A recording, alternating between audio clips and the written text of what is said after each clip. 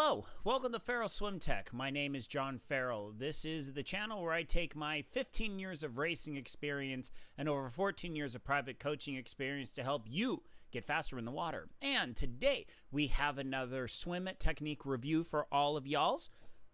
And if you want me to review your technique, please send me an email, ferrellswimtech@gmail.com. So check me out on Instagram, Ferrellswimtech. Also, Rumble, Ferrellswimtech, and also I have now made the decision to start reposting all this stuff to YouTube. I'm not going to be posting all the interim live streams that I've done, but moving forward, I will be posting all of these back onto the YouTube channel, also Ferrellswimtech. So Dorsa, who is a Team Zoot member, has sent me some video, and she has requested that I review it. Now, she's told me that she just did a sprint try, and she averaged about 2 minutes and 17 seconds per 100.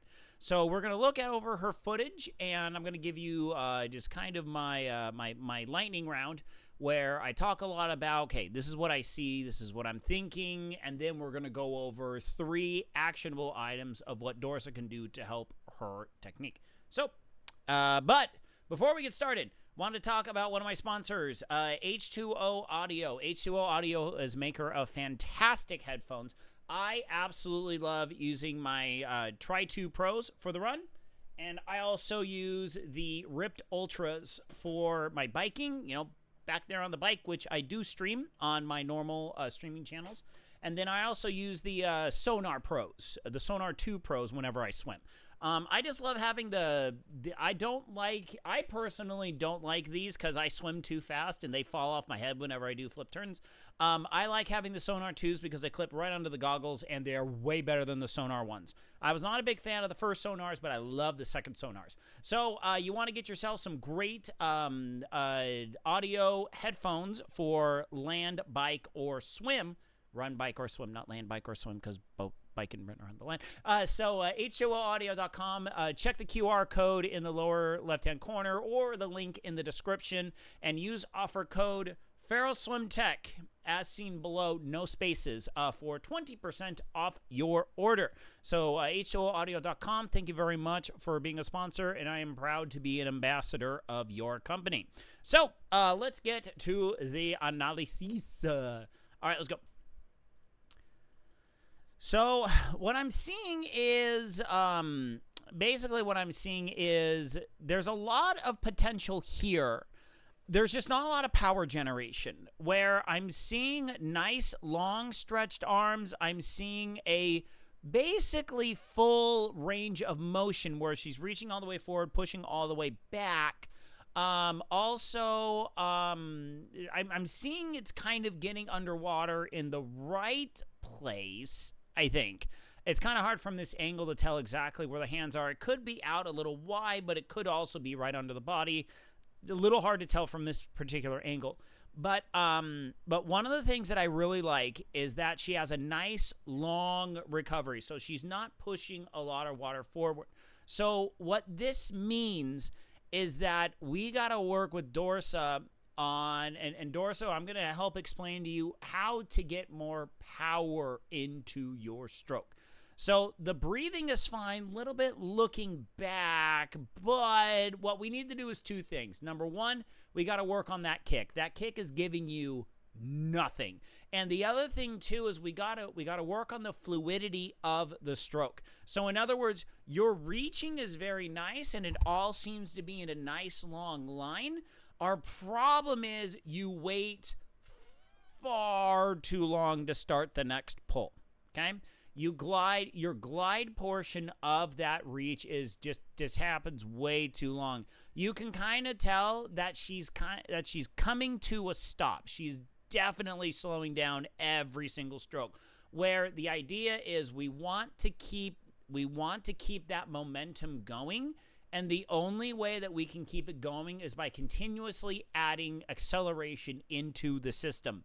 Where if we spend too long reaching and gliding, what winds up happening is the pressure of the water against our body slows us down.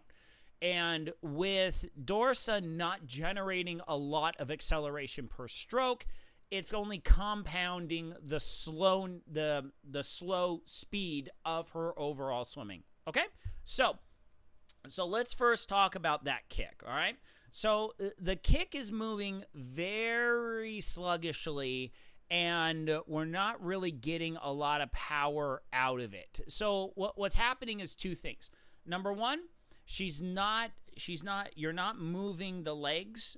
You're not moving the legs enough, and you're not pushing the legs hard enough. Now, a lot of this can be fixed with simple rigidity, okay? Now, she's got an awesome pool to do this at. She's got a quasi rim flow pool. So she's got a rim flow pool with a really nice exterior gutter. I design pools for a living. Well, actually, no. This is a quasi deep. This is a kind of a hybrid. Yeah, this is like a hybrid between a deep gutter and a rim flow. So the water comes over the gutter, and then it's got about a 3-inch lip on the backside, and then that's a drain right there. So there's these little drains all around the pool. I geek out over these things. I haven't seen a pool like this in quite some time. This is kind of an older design. But yeah, no, I like these ones. I like these ones because I'm not a huge fan of the deep gutters. I like the deep gutters. Well, on one hand, I like the deep gutters because it's what I'm used to racing with. But on the other hand, in terms of like lots of stroke technique stuffs, it's way better to have a rim flow pool rather than a deep gutter pool because there's so many more things that you can do, and you don't have to climb yourself out of the pool every single time. It's just so much easier to get out of the pool and do technique stuff. I love it. I'm sorry. I'm gonna stop being a geek.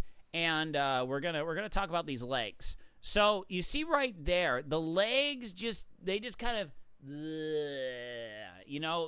like off the start. So the first thing we got to start learning is how to develop rigidity within the legs. And this is going to be this is absolute foundational. Dorsa does not have rigidity with the legs, okay? So we're going to go back to the bench, and we're going to talk about how to generate rigidity with the legs, and we're going to talk about how to parlay that into learning how to use rigid legs to be able to kick, and we're going to instantly gain power because we're not losing it to floppy legs, okay? All right, so we're going to go back to that, and then we're going to bring that on. Okay, so we're going to go over to the bench. Let me shift this camera over just a little bit. Excuse me.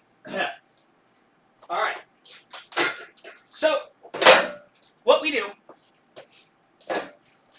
is we first want to be here, and we want to learn how to put our legs nice and straight, and then we're going to flex our quads and flex our lower legs. So sit on a chair, sit on something, sit on the couch, lean back, and get these legs to go straight, point the toes, okay? So this is how we want to start. So then what we're going to do is we're going to engage, because what we're doing is we're letting gravity help keep our legs engaged, okay? Because if we don't, the legs flop down. In the water, it's a lot easier to keep your legs somewhere, and oh my gosh, darn this autofocus. I am so sorry. Sometimes autofocus don't want to do the thing. Genuinely, this is one of the things I despise about Logitech cameras. All right, there you go. So, we want to sit at a chair, a couch, or something, and we want to have the legs nice and long, toes pointed, okay? And then what we want to do is we want to start moving the legs without bending the knees, without moving, with keeping the hips tight, or without wiggling the hips. We don't want to wiggle the hips like this. We just want to keep it right about here, all right? So then we want to learn how to be able to do this for rounds of about 20 to 30 seconds, okay? If you can do this for 20 to 30 seconds, you can do this for a whole 25, all right? So first step, keep those legs out here. If this is really hard for you, hold the leg still for 30 seconds, keeping everything engaged, okay? I guarantee you by about a week. Do that every day for a week. you're going to be able to start doing this. All right? So then the next level is you're going to do it on your belly. So you're going to be here, keep your legs out, keep your legs straight. Okay? Legs straight behind you, point the toes. Envision yourself lengthening and keeping that whole body straight. Keeping it nice and tight. Do this for rounds of about 30 seconds each. Okay? You can do this for 30 seconds on land. You can do this for 30 seconds in water. What we're training the body is we're training the body to do the right thing. It's nice and easy. And what we don't want to do is we don't want to let the knee sag. Keep everything nice in line. See how my whole body is basically straight? So then we can start the kick, just like this, okay? All right, so that's how we first really start working on the kick.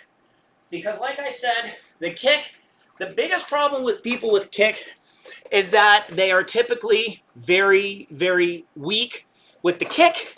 And a lot of people think, okay, well, if I work the kick a lot, what's going to happen is my legs are going to be tired and I got the bike and then the run.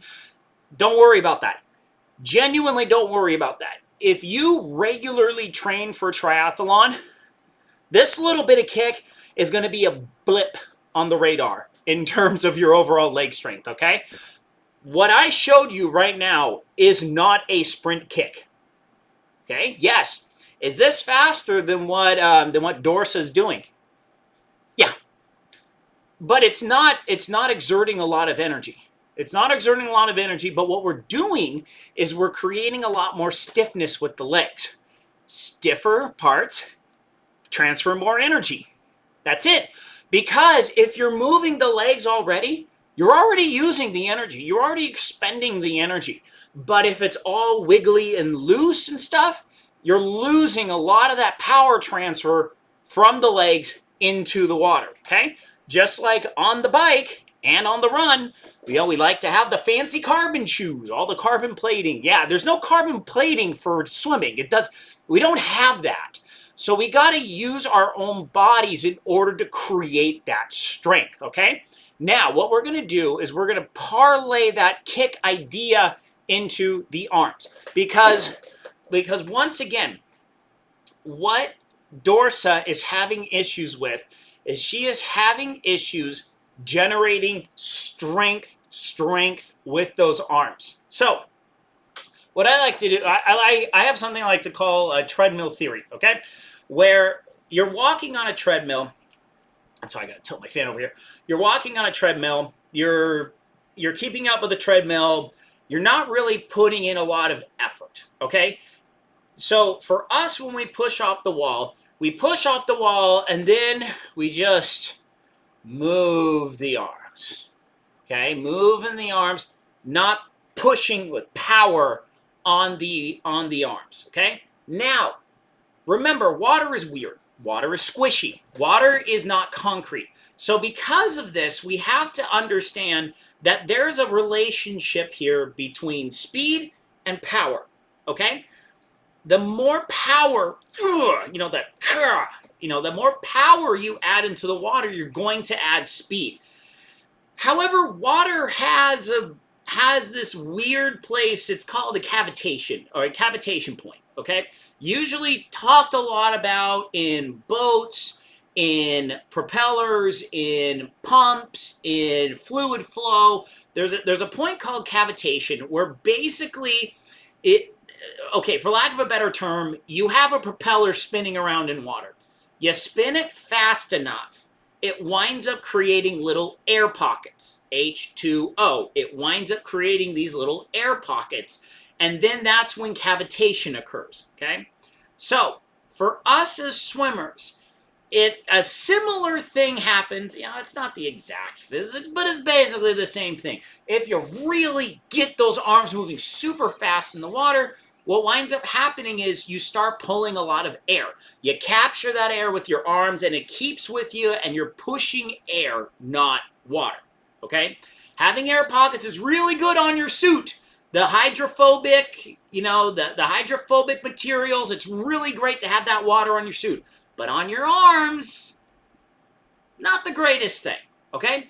So what we want to do is we want to learn how to be able to push that water with more force. How do we do that?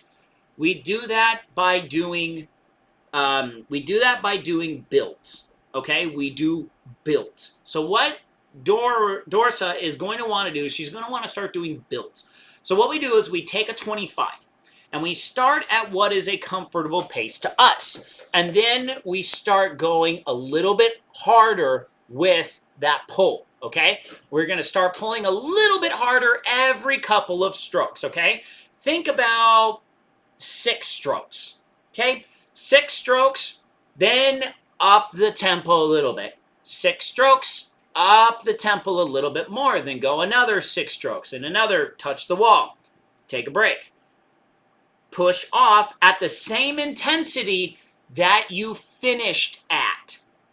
6 more strokes, a little more. 6 more strokes, a little more. 6 more strokes, a little more. And then you wind up, okay, 1 second. So then we keep building up over the course of these 25s, and then I gotta switch my camera over. So then what winds up happening is you wind up getting through these 25s, and you start moving yourself faster. You start exerting more power with those arms, okay? Now, the same thing we did with the legs back on the bench is what we want to start doing with the arms, okay? So what I recommend you do is take your arms out here and then bring them towards, one arm at a time towards your belly button, the 1, 2, 3 drill. But what we want to do is as we start bringing that arm towards us, start flexing that whole arm. Flex, flex, flex, flex, flex. Okay, so we're not doing a whole lot of this, but just here, here, here, here. Okay, here. This is what I'm doing with my hand. This is it. But I'm engaging the entirety of the arm. So you can tell if you do this, like even me, I haven't been swimming a lot. My pool's been out of commission the entirety of the summer of the year of our Lord 2026. Actually, it's been out for most of the year. So I haven't had a lot of time to swim, and just doing this is starting to work all the muscles in the arm. So you want to start working on these activation drills. So you want to be able to activate. This is kind of like using bands and doing the crab walk to activate the glutes. We're not used to activating these hands.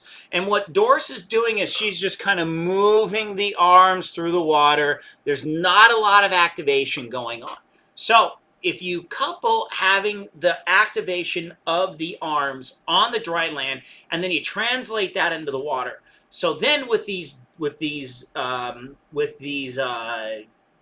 builds, what we're going to do is every 6 or so strokes, you're going to start moving those arms a little bit faster, a little bit faster, a little bit faster. And then what's going to happen is you're going to keep doing these 25s and rest for a good minute or so between the 25s. Like, don't skimp out on the rest here, but remember that intensity. That intensity that you had when you touched that wall is the intensity you're going to start with for the next 25. So then you're going to keep building these things throughout the 25s, and then you're going to get to the point where you're like, and then you're just flailing all over the place and you just can't control yourself. That's when you're going to stop, okay? That's when you're going to stop these builds. When you feel like you're completely out of control.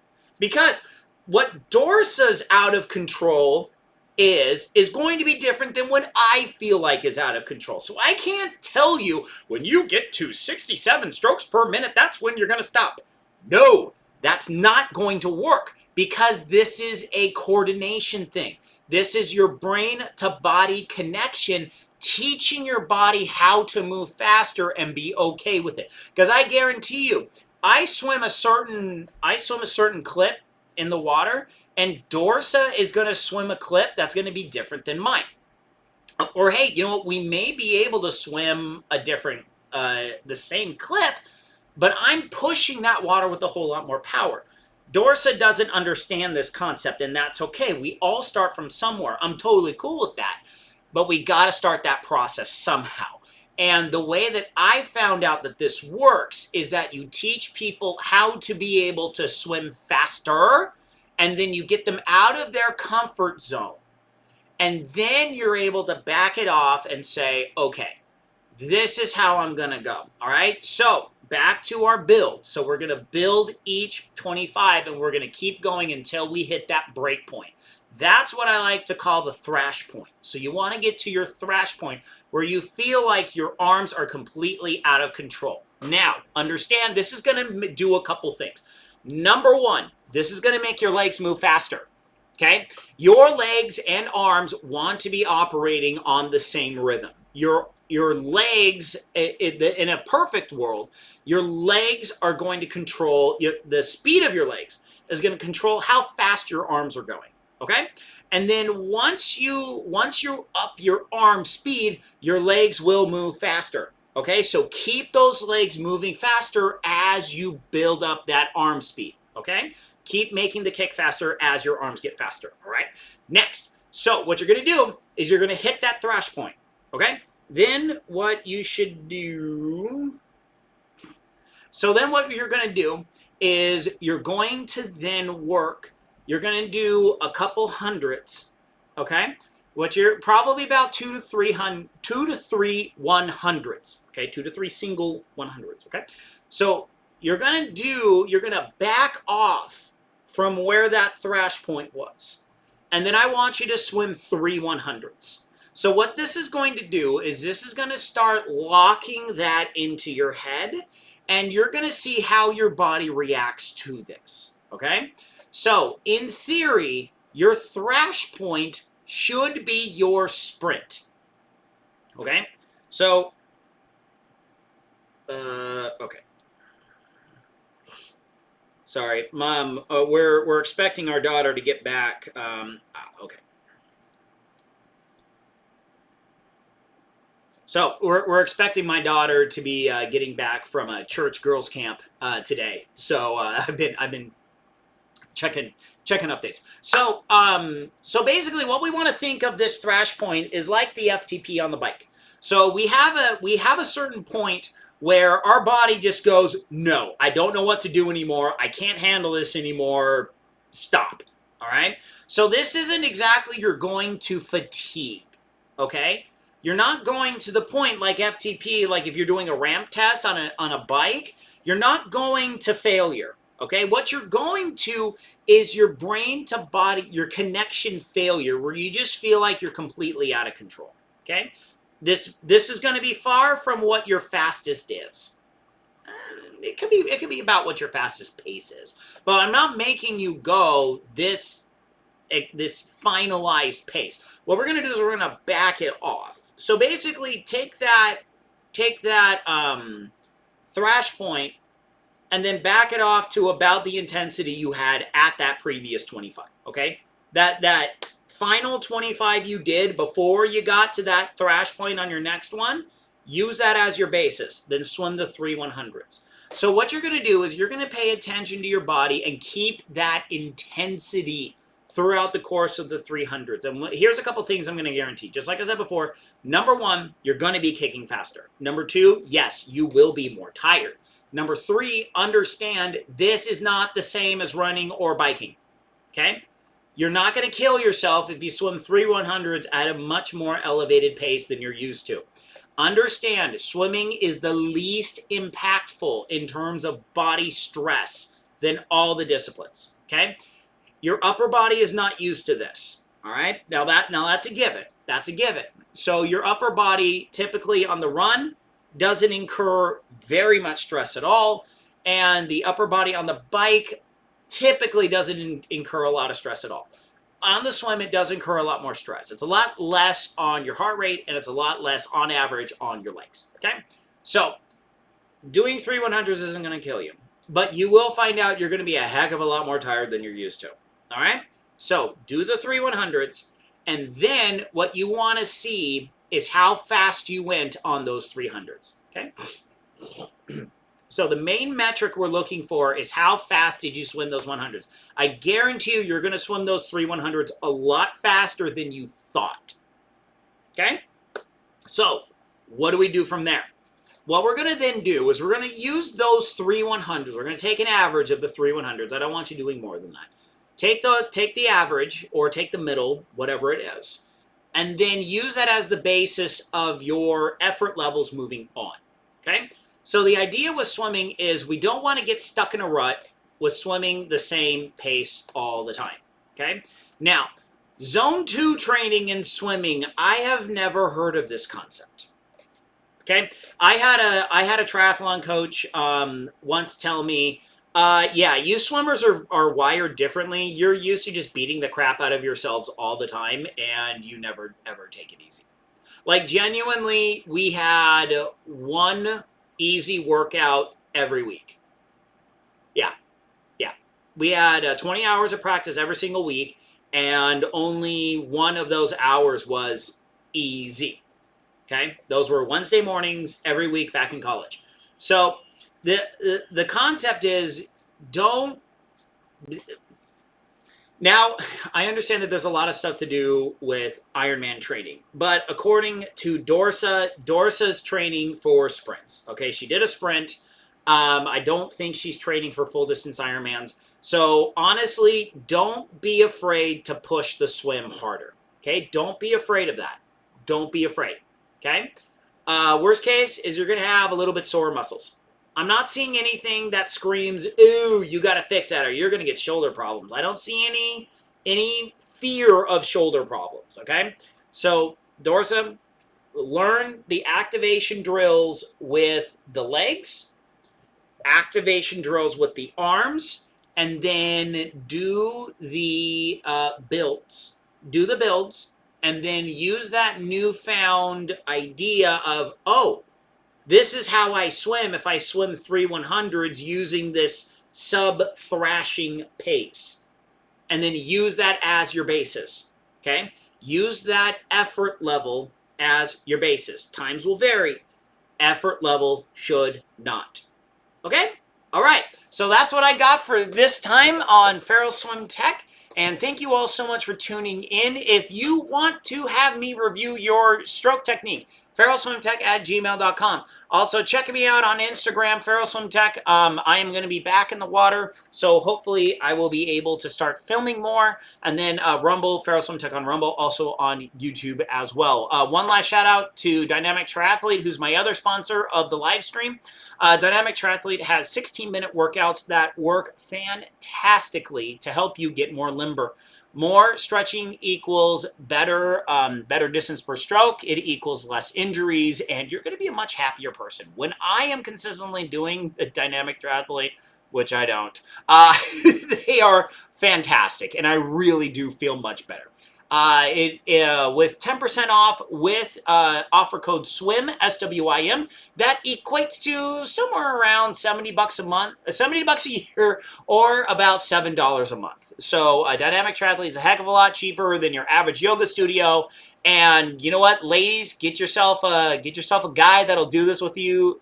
Dudes, get your wife to get your kids to do this with you. I've gotten my kids to do these routines, and it's hilarious. It's a good time.